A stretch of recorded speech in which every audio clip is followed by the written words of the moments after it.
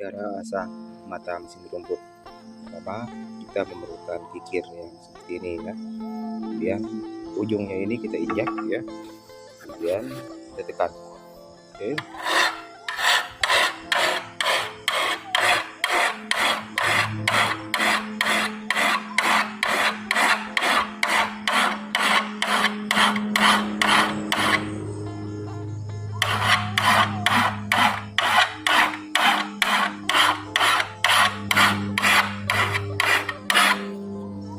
Oke, nanti untuk sudut selanjutnya yang lain sama caranya seperti itu, dan sampai jumpa di video selanjutnya.